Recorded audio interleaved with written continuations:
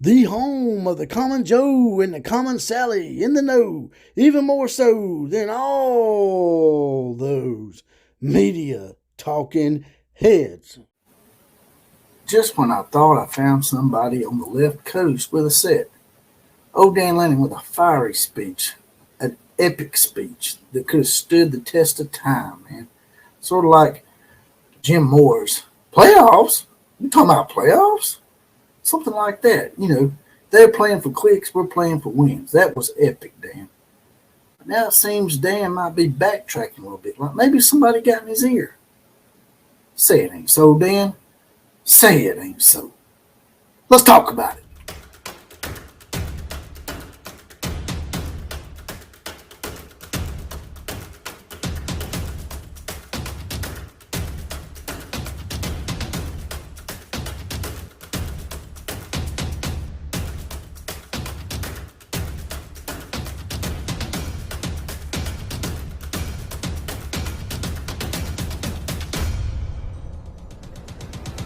Here we go again. Once again, it's the Outlaw Posse. Now, in effect. That's right. And we're going into week 5 of the college football season this 2023. And like I said last week, it goes by like a blink of the eye. And today's four horsemen shout-outs go to Brian Johnson, Killer Breeze, James, and Justin Goss are saddled up, mounted up, and they're ready to go. They got their deputy badge, and they're going to help me today with college football invasion. Also, the VIPs are Rhino26, Marty King, Eric Blomquist, Sisyphus JWK, Allison Heath Stokes, as well as David Kreitzer and Stink-Ass Cat. Also donating to the program, Mark Clark, Nellie Martin, Tim Gillespie, and That Christian Fam Channel. We also have a prayer request. Rick Birdwell is having major surgery in October. I'm not going to delve into the details, but let's throw some prayers out there for Rick Birdwell, as well as his mother, who is having some serious health issues as well. I can be located on Twitter at OCF Productions. Now, getting right to it here.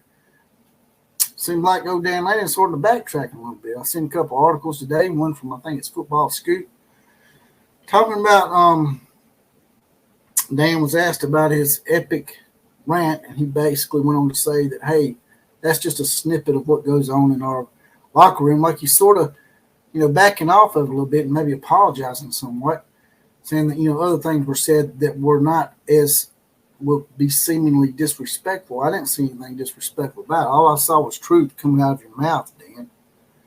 You need to stick by it, brother. Don't let this mob mentality flavor of the week people out there change your opinion or change how you feel about something. And this article goes on to say, this really bothered me, is that he said that you'd have to be crazy not to see that con-time Deion Sanders was building something out there. You're sort of talking out both sides of your mouth there, Dan.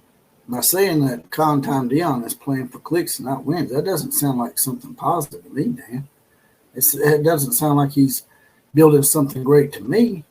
I mean, the speech was great, man. It was awesome. I really loved it. I just want you to stand by it.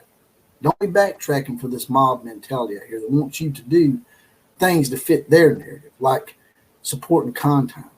And to say that you'd have to be crazy not to know that something great's going out there. They beat 3 subpar teams in the first top 10 school they played. They not only lose, it'd be different if it was a close game, but they not only lost, y'all, Dan, they got blown out. 42-6, man. They got beat by 36 points, brother. And what is he building that's so great out there?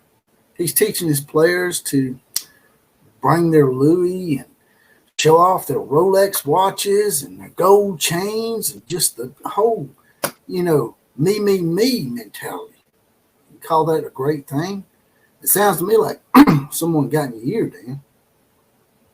Sounds like to me maybe some of the liberal spastics out there in the Oregon administration got in here and said, hey, man, you might want to backtrack a little bit. You might want to take some off of that little speech that you made because we're getting backlash from the con-time Deion groupies.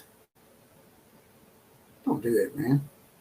Just say what you mean and mean what you say, man. Stand by it. Don't be going back and backtracking on it, man, because once you start doing that, they're going to expect you to do it every single time. You're never going to be able to truthfully say what you think. Now, I'm not naive. We can't all just come out and say exactly everything on our minds, but you need to stick by your guns, man. Quit letting these people bully you.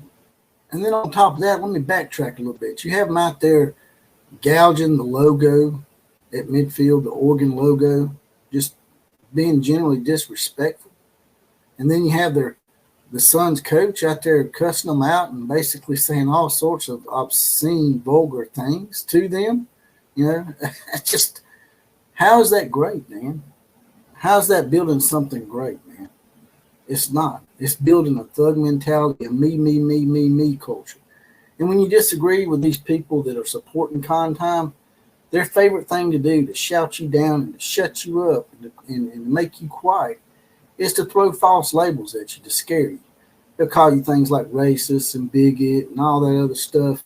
When in reality, Dan, and everybody else out there, in reality, what these people are doing is they're just trying to make you be quiet. They can't win the debate. They play the race card because they have nothing else. In reality, what's really going on here is they're deflecting from the fact that they are the racist.